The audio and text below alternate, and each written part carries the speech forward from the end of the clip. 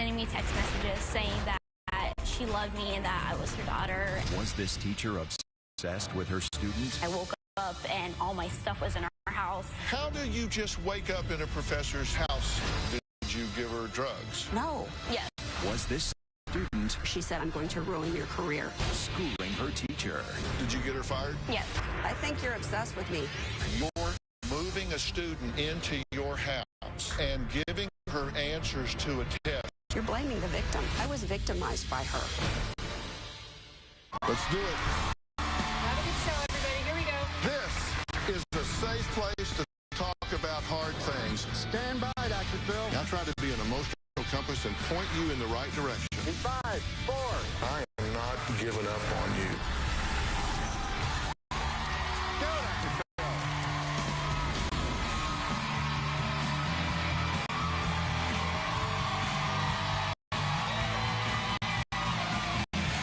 you doing? How you doing? How are you? Thank you very much. Thank you very much. Female number 1, can you please text or call me? I need to talk to you. Can we meet or talk or text? Female number 2, I can't even begin to tell you how much you hurt me. You stomped all over my heart. Female number 1, you're right, I did hurt you and I feel sorry for that. Then, the next morning, the first girl decided, I'm not so sorry.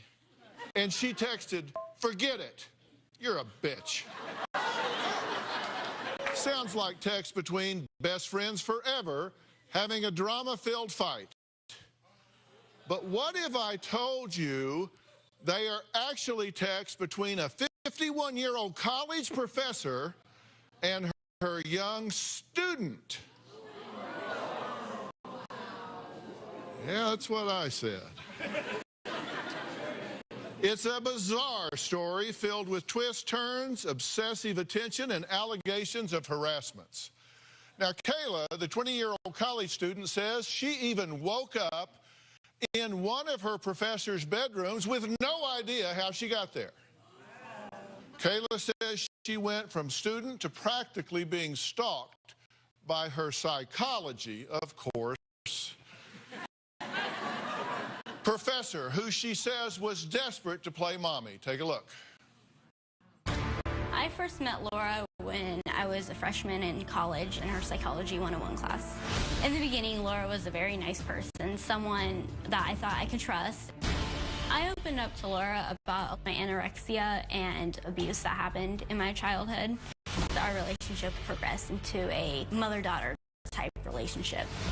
Christmas 2013, Laura invited me to her house to spend Christmas with her family. As the weeks progressed, Laura started sending me text messages saying that she loved me and that I was her daughter and that I should move in with her. At first I was thinking that this is not normal, this is my professor, but I felt kind of honored to have her ask me that because maybe she could be like a mother figure to me, and that's just something I never had. Well, Kayla's warm and fuzzy feelings didn't last long because she says their bond soon turned bizarre. Laura is very manipulative. She can be very vindictive. She'll do what she can to get what she wants. Laura likes making stuff up to make herself feel better. New Year's 2013, I was with my fiance and his friends. The cops knocked on my door and flat out asked me, have you been date raped? It was very outrageous in my mind because we were engaged at this time.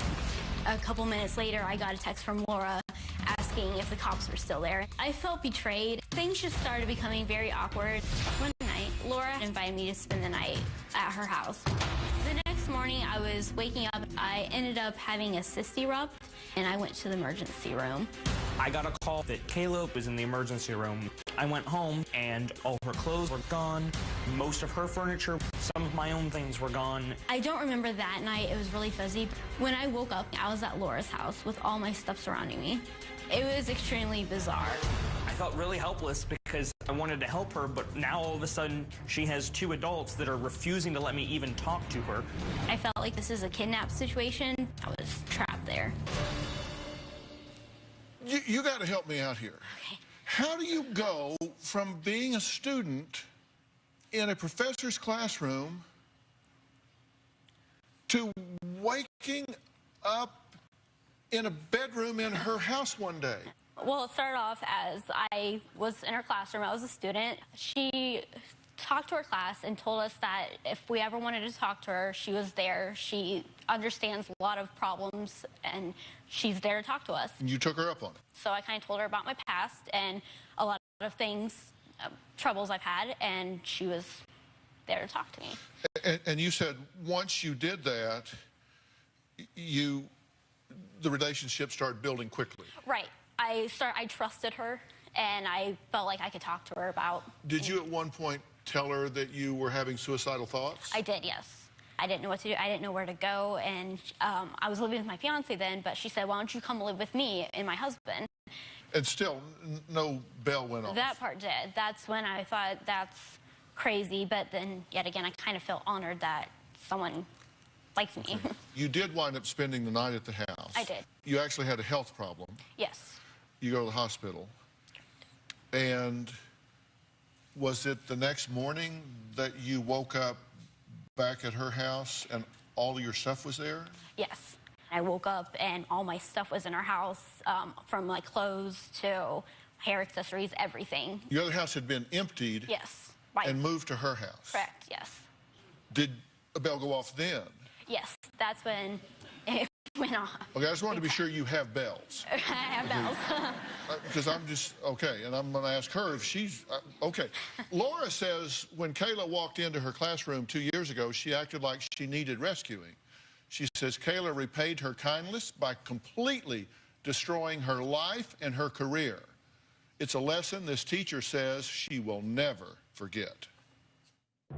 Kaila was a student of mine in my introductory psychology class, and her appearance really concerned me. She was extremely thin. I worked in a nursing home, and I know what dying people look like, and she looked like she was dying. She was that pale. I decided to help Kaila because she seemed to need somebody. Kaila was very reluctant to talk to me about her history. She finally started emailing me and confessed that she was suicidal. She told me that she'd had an extremely abusive childhood. She later confessed to me that she was addicted to painkillers. She would fake symptoms and emergency room hop to get as many painkillers as she possibly could. When she finally moved in with us, we treated her like a daughter. We made her a member of the family. She had started calling me her mother. I said, yeah, that's fine. You can do that. She was like a scared cat when she first came in. She hid and stayed to herself. I was very afraid that if I didn't intervene, she was going to die. Okay, Laura, there's an old saying that no good deed goes unpunished. And you think you're a walking, talking example of that, right? Exactly, exactly. I've taken in teenagers with difficulties before, and I'd always had good outcomes before. So when Kaila came along, it was just another person to help, another young person to help. All right, so you're in class, and you say to you're a developmental psychologist, right? And general psychology, and Kaila was in my general psychology class. But you're trained as a developmental psychologist. Correct. You're not a therapist. No. Okay, but you said when you met her, when she came to your class, you said she looked forlorn. You said she looked sad, like a waif. Yes, she did. She looked very ill. She looked terrified. She looked depressed. She just looked like she was really, really in a lot of trouble. And your read was apparently right, because sure enough, she came up after class at one point and said, hey, can we talk? And you said she told you that she had been abused in her life. Yes. And had been hurt, and you wanted to help her. Yes. Kaila's fiance and now husband, Kaila told me, and I believed everything she told me. I really did. Kaila told me that he was beating her, that he had stolen $6,000 from her. She told me that he broke her wrist. She told me that he raped her regularly. Did you tell her all these things? No. Yes, she did. No. Did you tell her that you were being raped and beaten? And Absolutely not. I don't know how much of it's true, and I don't know if any of the things she's told me were true. Okay. Well, so you're thinking plot thickens. You have no idea. Next, Laura says Kaila told her she was terrified her boyfriend would kill her, and that's why she allowed her to move in to her house. She didn't just spend the night, she moved in. Well, we're going to talk to this then fiance, now husband, and find out what he has to say about the abuse allegations being made against him. And we're going to drill down on this and find out what's going on. We'll be right back.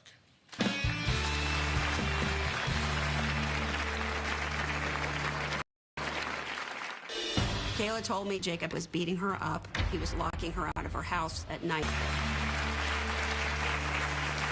College professor Laura claims that when she moved her then student Kaila into her home, she was just trying to help her. But Kaila says her former teacher is not a helper.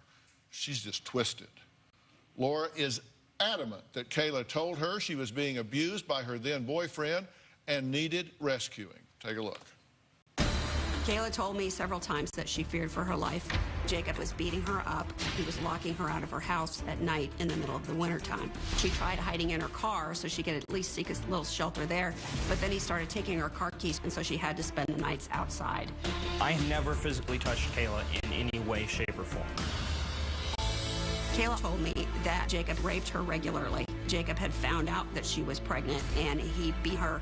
This was one of the reasons why she wanted to kill herself. She was telling people that I caused a miscarriage by kicking Kaila in the stomach when she was pregnant, but Kaila was never pregnant to begin with. After Kaila decided to move back in with her boyfriend, I was pretty upset with her. I told her that it was a bad idea and that things would just go back to the way they were. Within a week and a half, she said she needed to get high because she couldn't deal with what was going on in her life.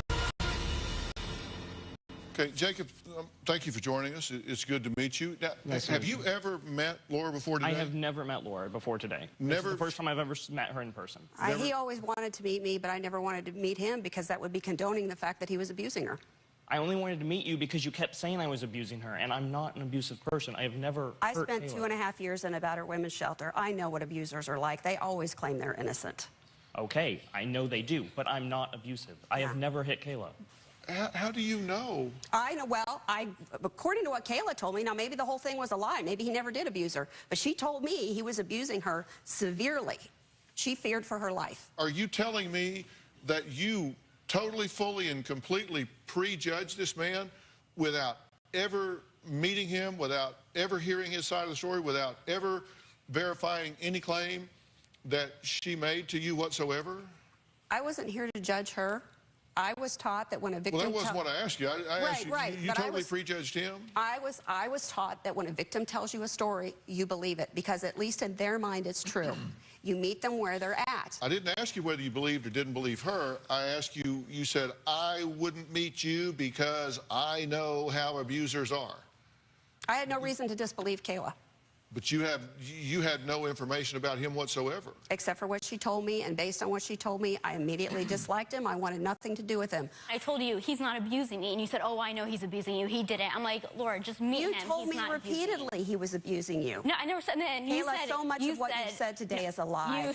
Then why would you not doubt everything she said? Because do at the you time, cherry pick what she no, to at believe the and what she time, doesn't? I didn't believe. I thought all of this was true until the whole thing blew up in my face. Well, now all of a sudden I'm questioning. But should we everything. believe everything she says? No, we shouldn't believe any of it, because everything she's said today is a lie. Well, should you not be apologizing to him? I mean, I'm just asking you.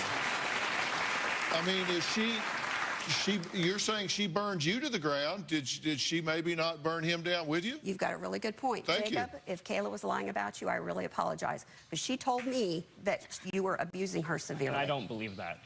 There were some independent checks here because you called for a welfare check. And over the course of their relationship, Laura called the police several times to check on Kaila's well-being. And here's one of those, quote, I was dispatched to, we blanked out the address, in reference to a check well-being. I knocked on the door and was unable to make contact with anyone at the residence. I contacted the complainant, Laura, who stated Kaila told her she was having fights with her boyfriend and was concerned for Kaila's well-being. Contacted Walmart and spoke with a customer service representative who stated Kaila was standing in the store and did not appear to have any problems. So there was a welfare check done, and as it turns out, she was not in distress. There was nothing going on. So there was an independent investigator that told you that she was, in fact, fine, despite the fact that you had been given information to the contrary. They never called me back. Again, I had no reason to disbelieve Kaila, so I just asked the police to make a well-being check on her. I believe they did call me. This happened multiple times, so I don't remember individual details. And you never followed up to find out what the result of the well-being check was? Well, they usually called me, and perhaps they did that time, but I never would have made the phone call in the first place if I didn't think she was a danger. That's illegal. Well, but I'm saying there's information to the contrary that was available to you at the time. So maybe this was all Kaila's attention seeking. Did you lie to her about all of this? No, I want to say something about that. Okay, when she had called the cops, I get a call from an officer asking me about my well-being, and I had no idea what this was coming from or what that was even about. Kaila is so innocent and sweet looking that she's very easy to believe. Kaila looks very young and very innocent, but she is not. I guess I got really caught up in this. Yeah, okay. Kaila says that once she was actually living with Laura, things got really weird. Kaila says Laura even invited her to have a threesome with a registered sex offender. We're going to ask Laura about that and give her an opportunity to respond when we come back.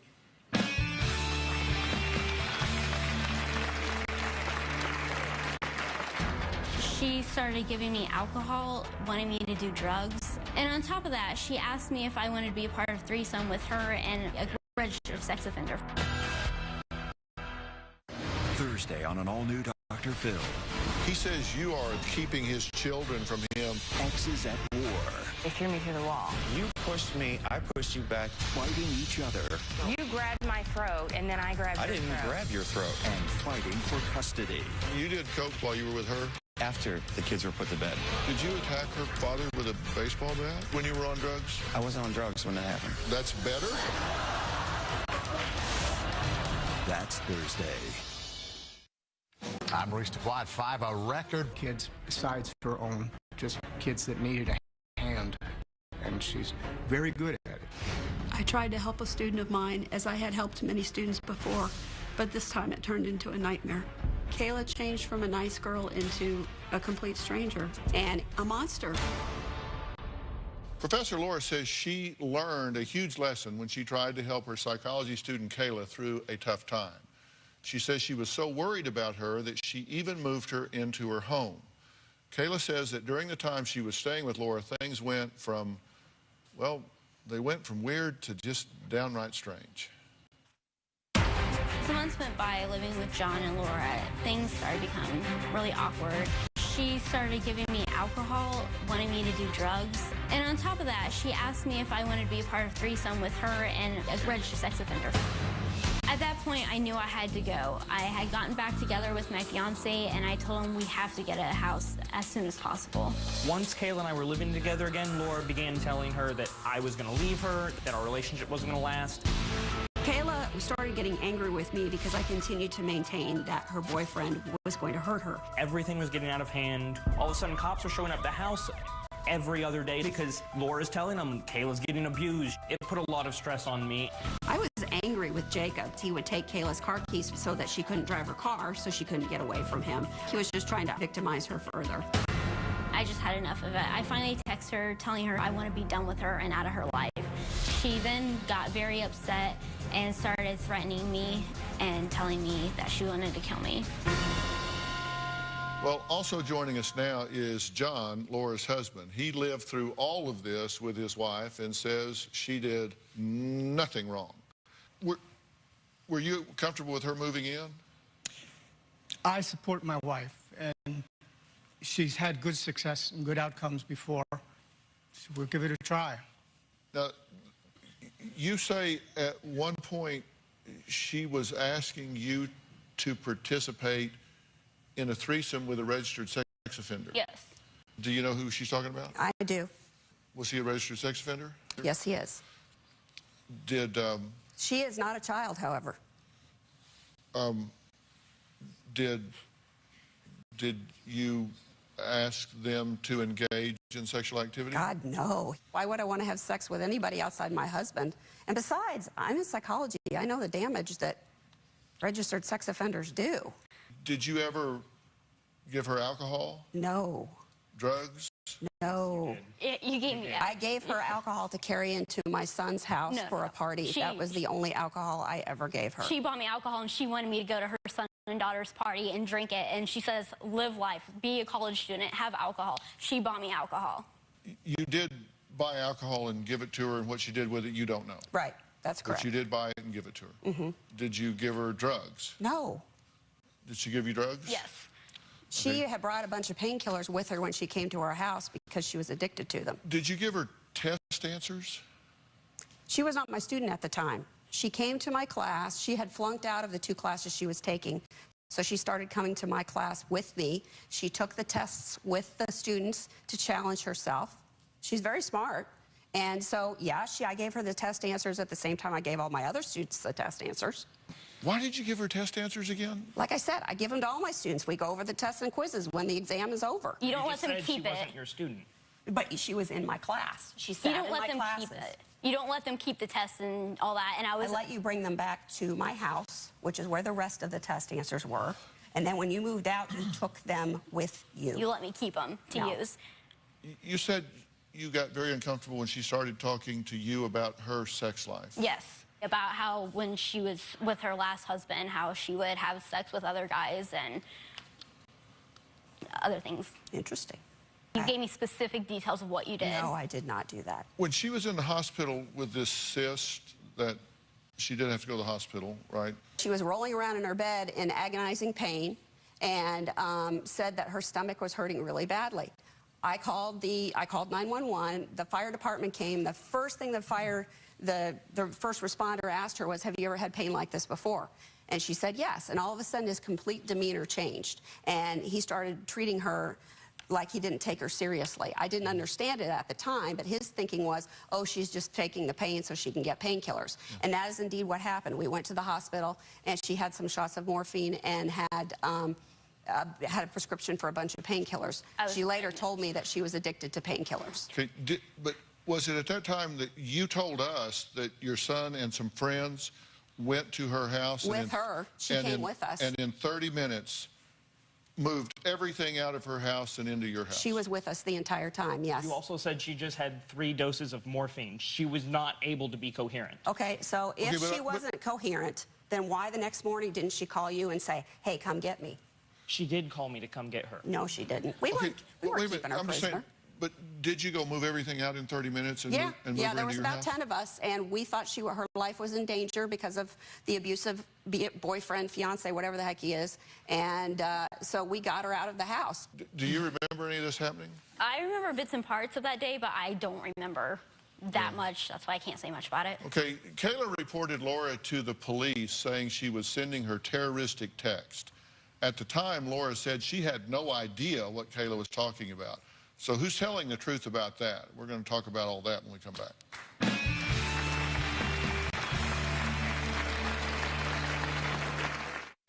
Closed captioning provided by... Real transformations can happen as much inside a person as out. That's why you should take the Listerine 21-Day Challenge.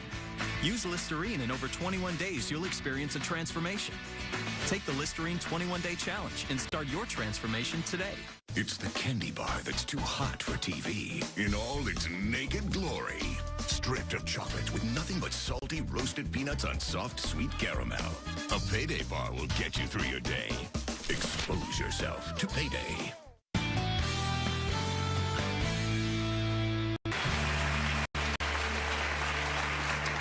Former Professor Laura says her relationship with student Kaila went sour after Kaila moved out of her house and back in with her then-fiancé, Jacob. Now, things got so bad between the two that Kaila reported Laura to the police, alleging that she was making death threats via text. Now, here are 2 of those texts. Now, the text date is unknown. Kaila, Jacob went to work and is gone till 11. Could you come today alone so we can talk? Laura, by the way, don't mess with me. I already called the school and cops, you know, just so they won't take you seriously. I will get you kicked out of college, and you want to be a cop? Not now. I'm going to ruin your life. Also, John will be paying you a little visit. R.I.P. Laura, okay, little bitch, you want your stuff back? Well, 1, you're not. 2, if you do, John will be over to give it to you. Don't be messing with us. He was in the military and has a handgun with him. He will use it on you. I gave you those test answers for you to use to pass my class. If you don't use them, that's your problem. Give it back to me before I get caught. Please delete this text before I kill you. If you give this to the cops, I will kill you. No more drama. I don't want to deal with your abuse anymore. Never contact me again. Laura, I told you, little bitch, not to contact the cops. You disobeyed me. I don't want anything to do with you, but I'm going to teach you a lesson not to mess with me or my family. Sleep with one eye open, because my family and I are coming after you now. I promise you, we will end your life. These messages you got threatening your life. Yes. Did you send those messages? I never sent a message like that.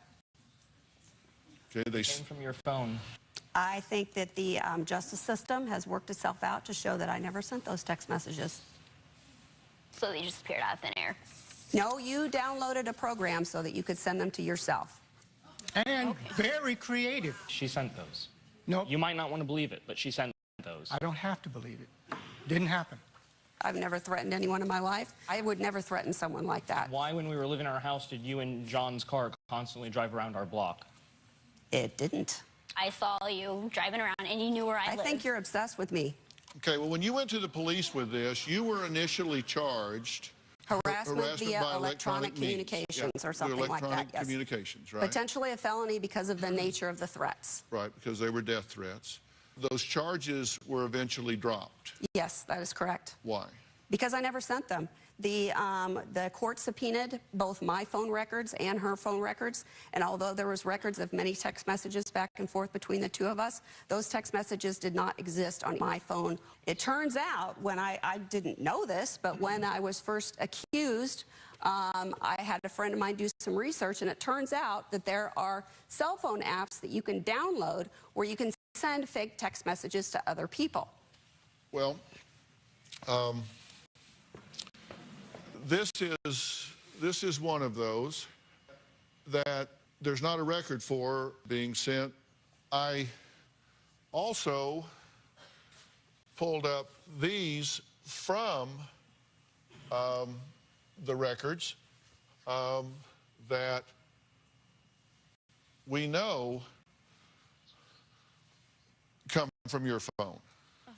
Now, the only thing that I find of interest here is you have a habit or a pattern. I don't know why we all have little habits or patterns, but for some reason you capitalize the word "but" in your text messages a lot. Some people just do that. And here, this is a text message that comes from your phone. You capitalize "but."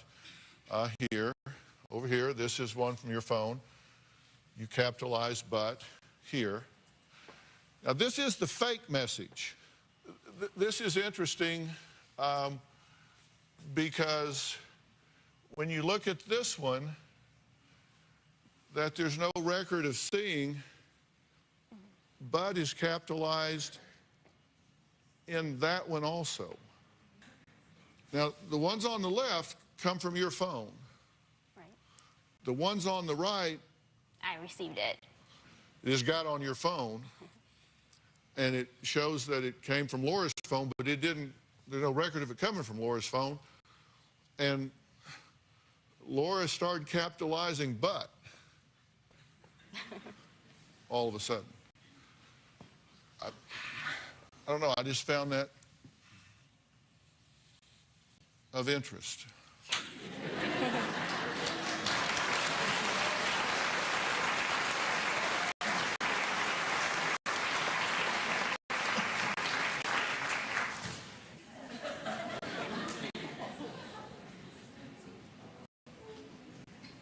I mean, I did receive it. I was literally in the room with him, and it dinged, and it came across the thing. I don't know how to explain it. I did not, whatever app she's talking about, get on it. I didn't know about it. I don't know. This story doesn't end here. It gets worse. We'll talk about that when we come back.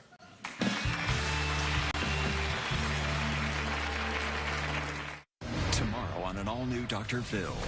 Was Dad crushing pills with his daughter in the house? My daughter crushed the candy. Who told you how to do that?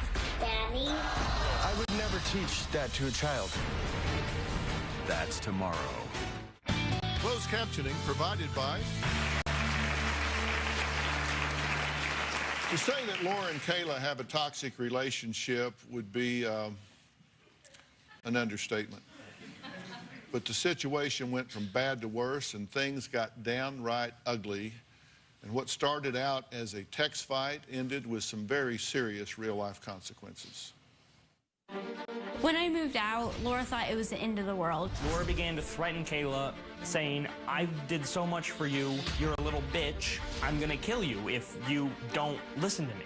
Kaila became very erratic and threatening towards me, and I would call her on it. That would just make her angry, and she would escalate. She said that she wanted to burn down my house. She threatened to stab my eye out. She said, I'm going to take your job. I'm going to ruin your career. I kind of felt like I was living in a Lifetime movie, that this was all just movie drama. At this point, it had become extremely serious. I went to the police station. I had also went to the school and showed them the threatening messages that Laura had given me. Sometime in the middle of all of this police stuff, I contacted the school and expressed my concerns. They said, bring your phone with you so we can take pictures of those text messages. And then they said, well, now here's the text messages that she says you sent. I saw these text messages calling her these horrible names and threatening to kill her. I was completely speechless. And a week later, I got a letter saying I've been fired from my job. I lost my income. I lost my career. I do believe that Laura is in denial with everything. If it's her fault, it's not her fault. She has to play victim with everything. Did you get her fired? Yes, she did get fired. And have you texted her recently? Yes, I have. About a week ago? Around a week ago, yes. Well, here's that exchange. Kaila kind of ended up saying, don't worry, I'm blocking you today. By the way, you need to stop getting your ex-students involved with your petty, dramatic life. No one feels sorry for you. You ruined a semester of my life, and I hate you for that. You deserve to get fired, and your replacement is so much better. You deserve to rot in jail. You're a piece of crap. Now you can go cry to your family about this and tell them how you're the victim. You poor old 52-year-old bat, stay out of my life. Why did you send her that? I had sent her that out of frustration. There was text, she sent me text back, and after all that she's done, I just got so frustrated and... Yeah. Laura, you responded and said, keep it up, Kaila, it just gives me more ammunition. Kaila, for what? I'm not threatening you. You're a sick person, very mentally sick. I already got you fired and exposed, not because I wanted to, but because you did bad things. Laura, like I said 6 months ago, never text me again. Kaila, you don't have the balls to say what you need to say to my face. You got fired because of what you did was illegal and wrong. My God, do you people ever quit? I told her never to text me again. Why are you responding to her? You said... You're right. You started out saying, boy, did I learn a lesson. Yes, I should not have responded. You were absolutely right. I should not have. And why... So you texted her, you started out texting her, say, I'm sorry all of this happened. I just felt all the anger come up and just... Well, I hate it when I start to say I'm sorry and it comes out, die. Well, what had happened... No. What had happened was I was texting her, I said, I'm sorry, and after that day I told her, never mind, I don't want anything to do with you. That's when she had texted me back. Something along those lines was good, I didn't want to be part of your life anyways, and that's just kind of built up my anger and... Let's take a break, and we're going to come back, and I'm going to tell each of these two what I think they each need to do at this point. We'll be right back.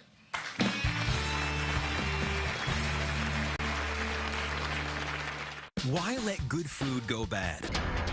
Evidently, what Kaila had done was she took some text messages to the police that I had supposedly sent in which I threatened her life.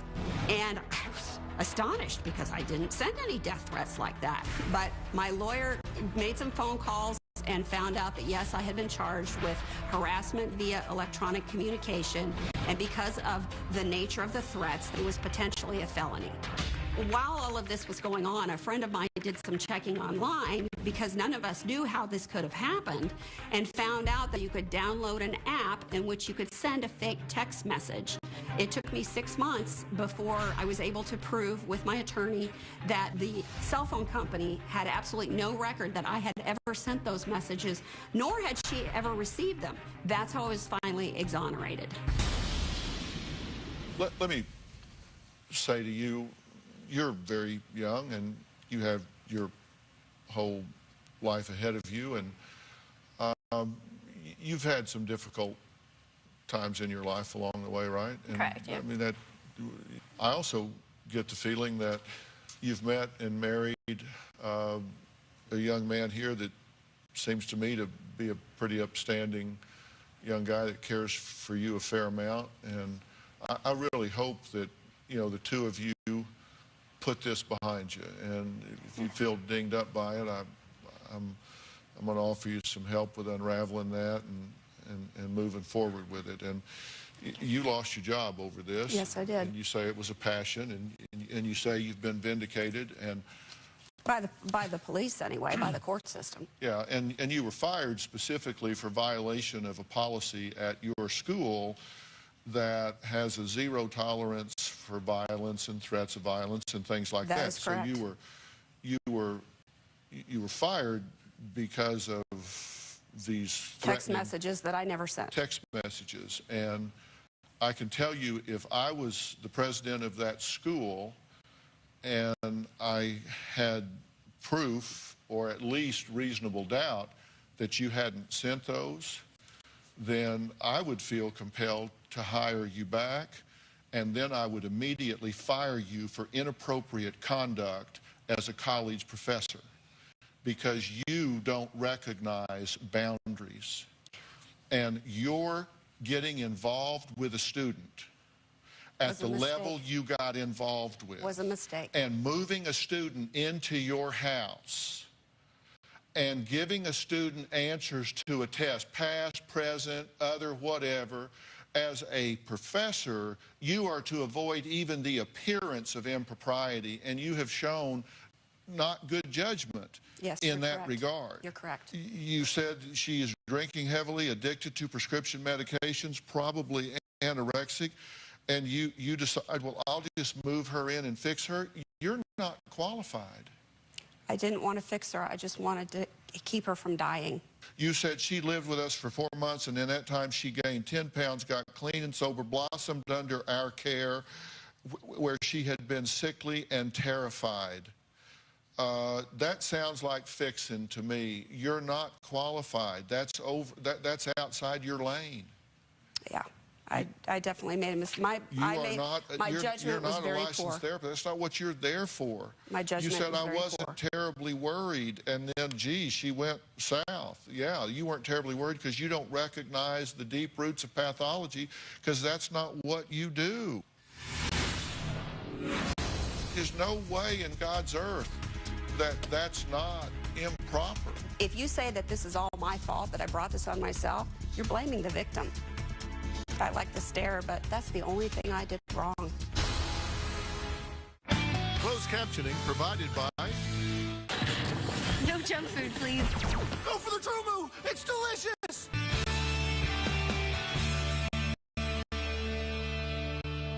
If I'm a student paying to go there and I find out that you got other students living in your house and I'm competing with them for grades, I'm not going to be happy. You're not avoiding the appearance of impropriety.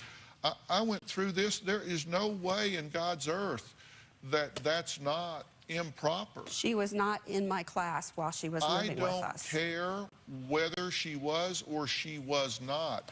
If you think that is proper, then that makes my point of not having the right judgment. That's the only thing I did wrong. If you say that this is all my fault, that I brought this on myself, you're blaming the victim. I was victimized by her, and all I did was care too much. I like the stare, but we're just going to have to agree to disagree. As I said, I exercised poor judgment. So in what way does that make you the victim? I was fired from my job and lost my career. That's the part that makes me self-fired. But for you crossing the boundaries with this student, but for letting her into your personal world and you getting into hers, would you have been vulnerable to her exploiting you? No. If a woman walks down a dark alley in the middle of the night alone and gets raped, does that mean she deserves to be raped? No. She exercised poor judgment. Do not put that on the same level as somebody being raped. But what I'm saying is that exercising poor judgment does not mean you deserve what happens to you. I did not deserve this. Okay, well, Put it on yourself. you can, I hope you don't do it again. Oh, I'm not going to, trust me. I will never trust anybody again. You do have ownership here. Yes. You call it blaming the victim. I call that playing the victim. You got to own this or you won't change it. And is what she's done here, particularly if she faked these messages and all, is that fair? No, absolutely not. Absolutely not. I don't know whether she did or whether she didn't. Both of y'all unplug from each other and move on. This didn't work out for y'all. And if that makes you less likely to help people in the future, you know, my dad used to say, sometimes the good you do does you no good. Yeah, you can say that again. Sometimes the good you do does you no good. We'll see you next time. Thanks for being here.